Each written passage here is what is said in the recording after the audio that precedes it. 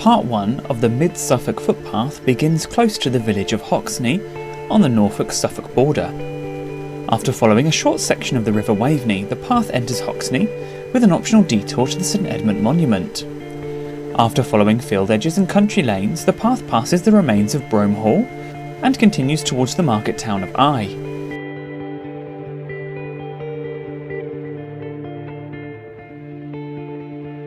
Another detour can take you into the town to visit shops and the castle and pick up some refreshments. Back on the route, the path skirts the edge of grazing marsh and the remains of St Mary's Church and through a short stretch of woodland to the tiny village of Thorndon.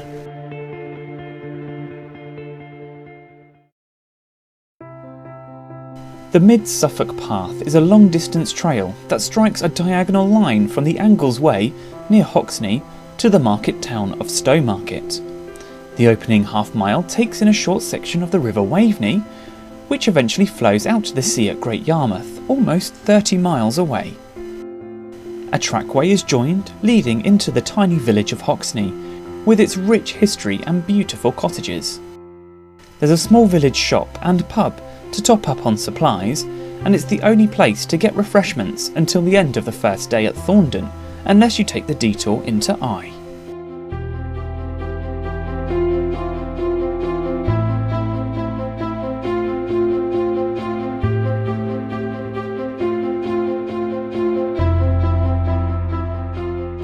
A short detour off the route heads down a country lane to the St Edmund's Monument. The monument marks the location that St Edmund, the King of East Anglia, was tied to an oak tree and slain by a volley of arrows fired by the Danes in 870 AD. The oak tree fell in 1849 and found to have an embedded arrowhead hidden within, providing some evidence that the legend may be true.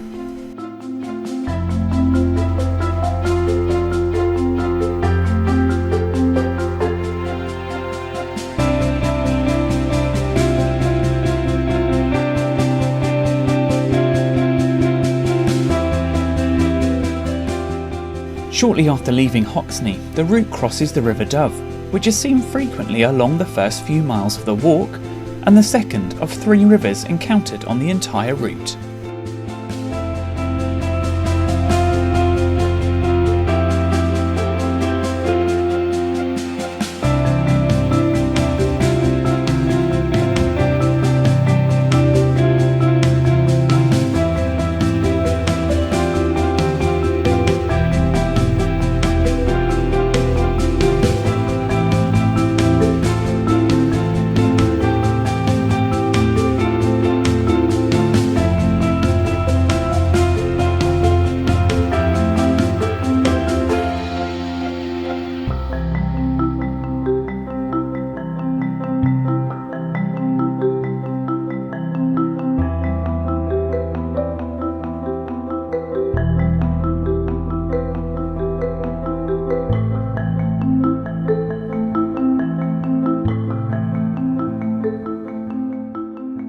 Heading off the road, the route follows a farm track to Brome Hall, which was the site of a grand house built in 1550, but sadly demolished in 1959.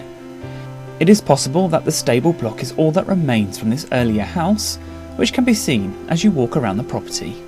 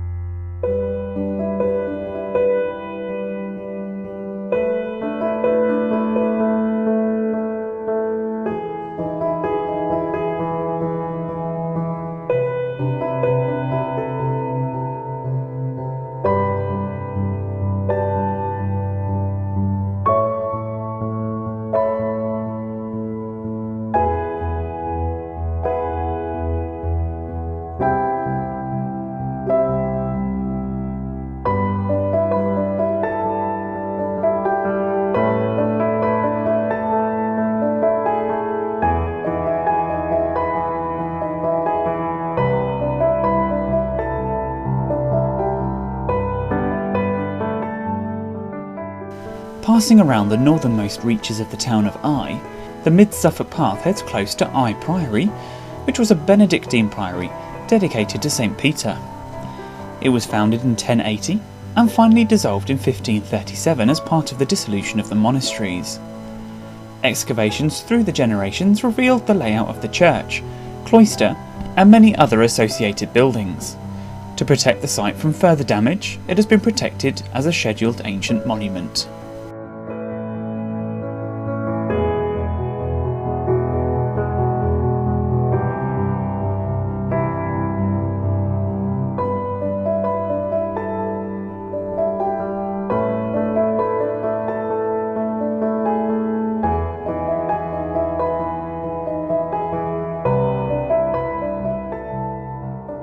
A detour to the town of Eye is definitely worth it, thanks to its grand church, beautiful town hall, and also the Norman Motte Bailey Castle.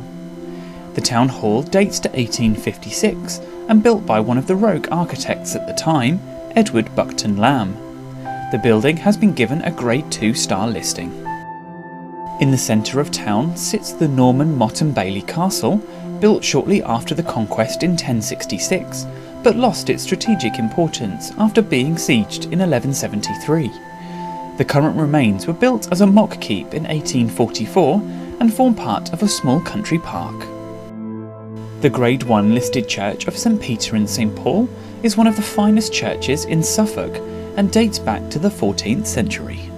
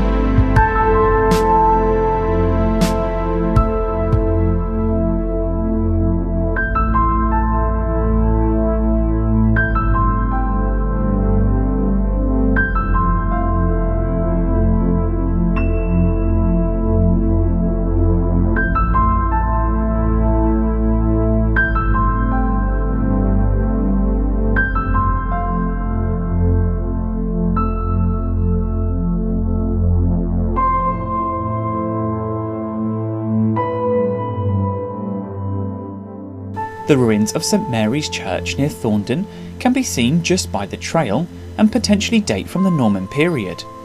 It would appear that several of the Norman arches were moved and used in the new church nearby in 1857.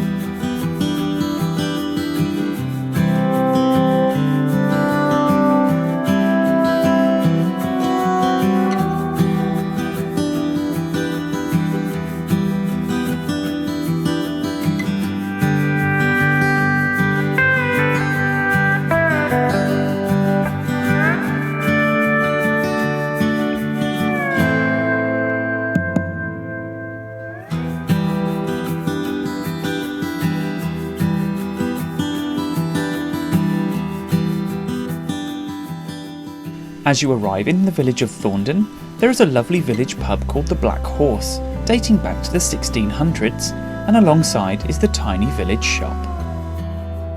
If you're enjoying this video, then please hit the like and subscribe button and ring the bell to keep up to date.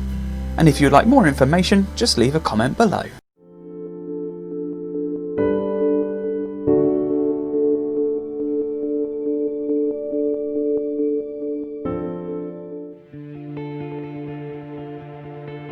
Part 2 of the Mid Suffolk Footpath begins by following the road through the length of Thorndon. A path is picked up through vast open countryside to Stoke Ash, before crossing the A140 main road and following a narrow lane opposite past Colsey Wood. A turn left crosses the open field and heads south past the tiny village of Thwaite and eventually on to Mendlesham, with the chance to stock up on supplies at the village shop. Continuing south out of the village and past Mendlesham Green, the route remains rural by following paths and quiet country lanes to cross the railway line and arrive in the town of Stowmarket.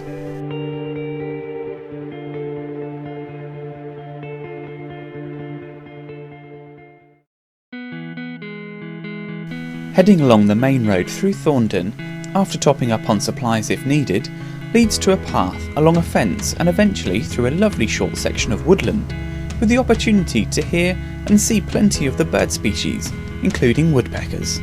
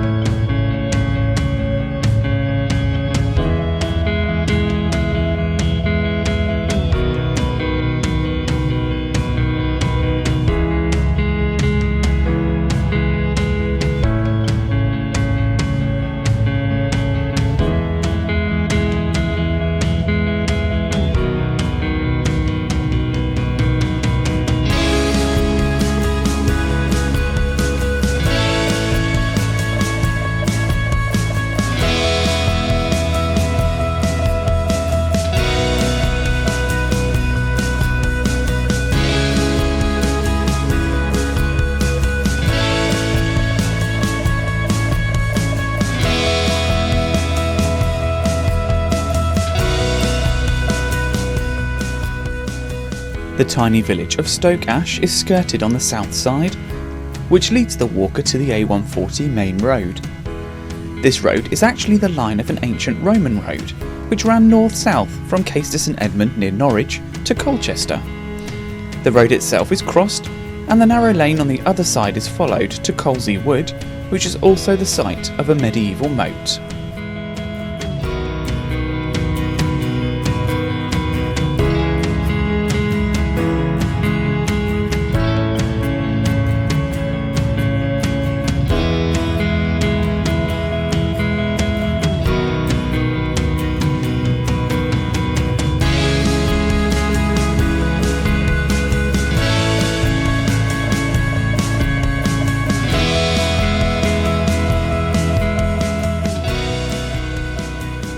Thwaite is the next village encountered and the last one before Mendlesham. Located just off the route is the Walnut Tree, a vegan and vegetarian pub by the A140, but sadly there are no other facilities in Thwaite. The Church of St George sits right along the trail and dates as far back as 1200.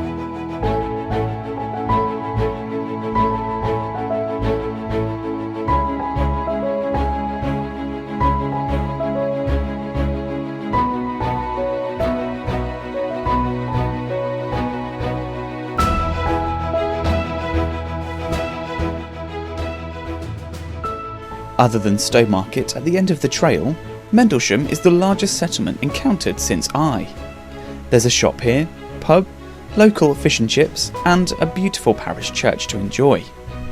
It's worth noting that there are no more facilities along the walk until Stowmarket at the end, unless you take a detour into Stow Upland.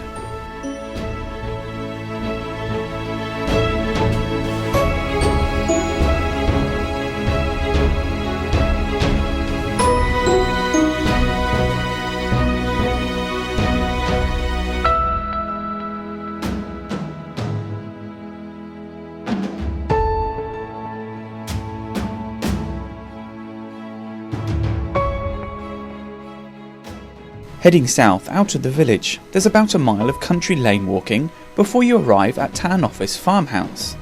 The farmhouse is beautiful and dates back to the 16th or 17th century.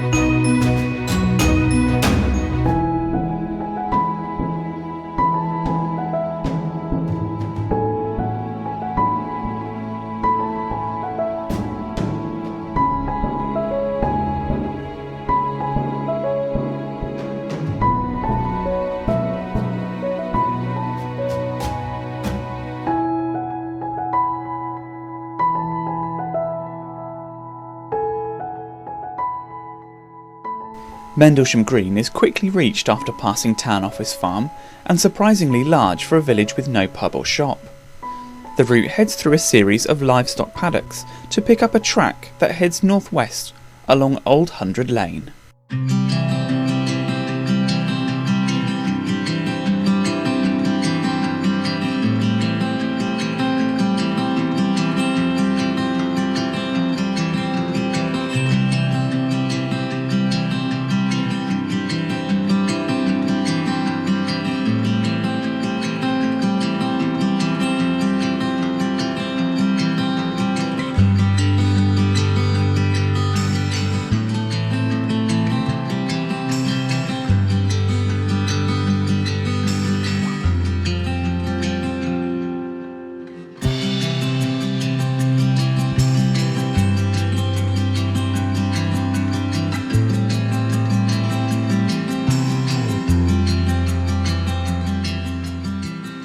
Once on the road, a turn left joins a narrow lane which is followed for several miles.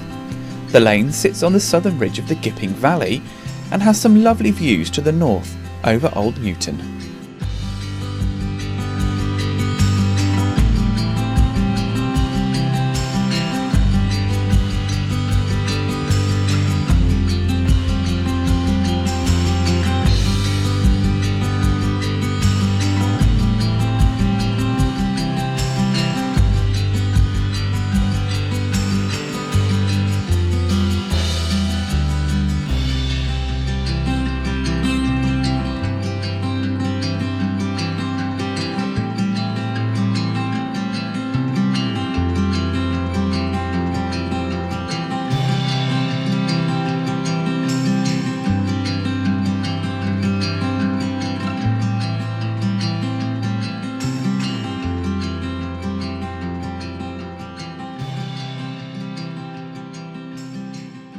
One feature along this lane that has not been encountered yet is a World War II pillbox.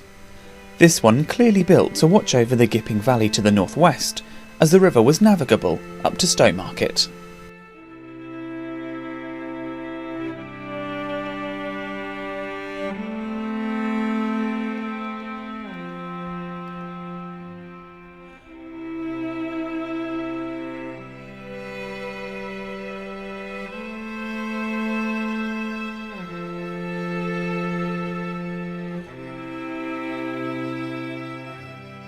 The River Gipping is eventually joined at the bottom of a hill with a chance to see its gently flowing waters as it meanders its way to the coast at Ipswich. It is possible to link this trail up with a 17-mile long Gipping Valley River walk to create a lovely 38-mile long walk that can be completed over 3 or 4 days.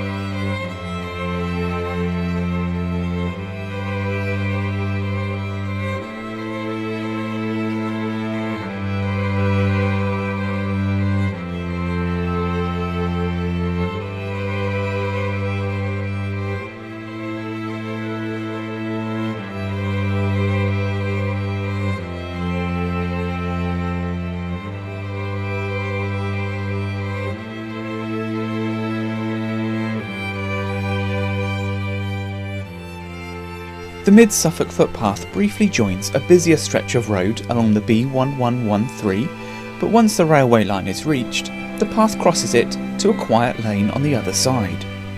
From here, the path crosses livestock fields to the official end of the walk at the entrance to Stowmarket.